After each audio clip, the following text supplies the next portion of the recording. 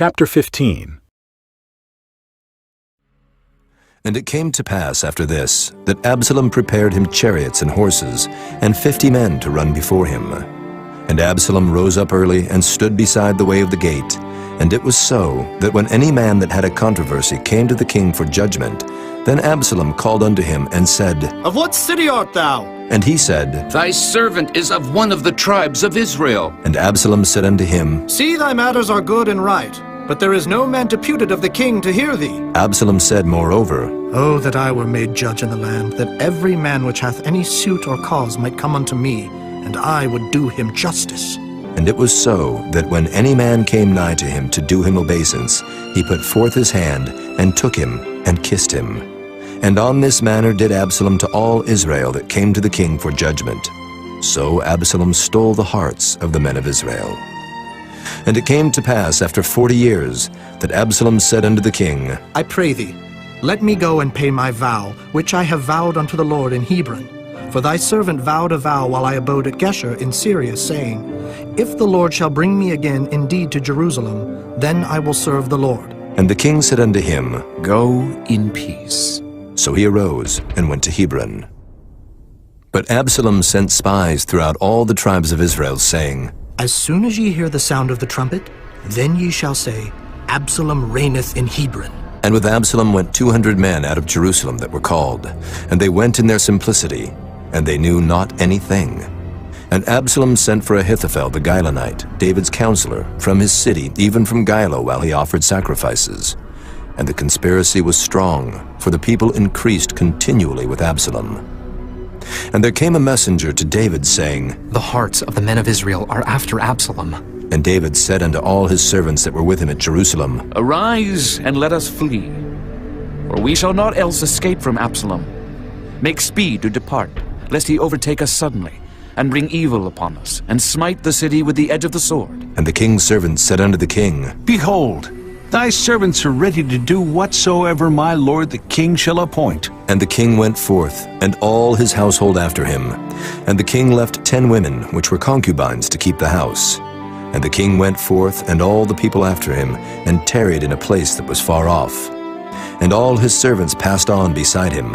And all the Kerethites, and all the Pelethites, and all the Gittites, 600 men which came after him from Gath, passed on before the king.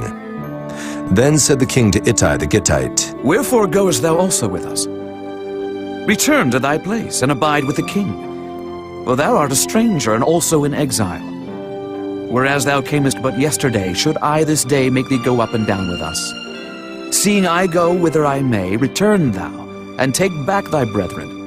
Mercy and truth be with thee. And Ittai answered the king and said, As the Lord liveth, and as my lord the king liveth, surely in what place my lord the king shall be, whether in death or life, even there also will thy servant be.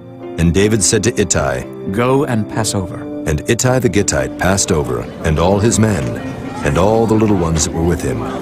And all the country wept with a loud voice, and all the people passed over. The king also himself passed over the brook Kidron, and all the people passed over toward the way of the wilderness. And lo, Zadok also, and all the Levites were with him, bearing the ark of the covenant of God. And they set down the ark of God, and Abiathar went up, until all the people had done passing out of the city. And the king said unto Zadok, Carry back the ark of God into the city. If I shall find favor in the eyes of the Lord, he will bring me again, and show me both it and his habitation. But if he thus say, I have no delight in thee, behold, here am I. Let him do to me as seemeth good unto him. The king said also unto Zadok the priest, Art not thou a seer?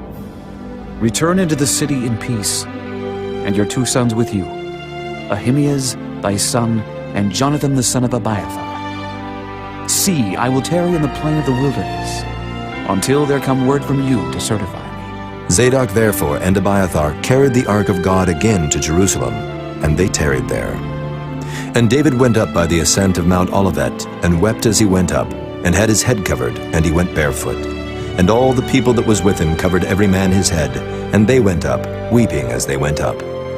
And one told David, saying, Ahithophel is among the conspirators with Absalom. And David said, O Lord, I pray thee, turn the counsel of Ahithophel into foolishness. And it came to pass that when David was come to the top of the mount where he worshipped God, behold, Hushai the Archite came to meet him with his coat rent and earth upon his head. Unto whom David said, If thou passest on with me, then thou shalt be a burden unto me. But if thou return to the city and say unto Absalom, I will be thy servant, O king, as I have been thy father's servant hitherto, so will I now also be thy servant. Then mayest thou for me defeat the counsel of Ahithophel. And hast thou not there with thee Zadok and Abiathar, the priests? Therefore it shall be, that what things soever thou shalt hear out of the king's house, thou shalt tell it to Zadok and Abiathar the priests. Behold, they have there with them their 2 sons, Ahimaaz, Zadok's son, and Jonathan, Abiathar's son. And by them ye shall send unto me everything that ye can hear. So Hushai, David's friend, came into the city, and Absalom came into Jerusalem.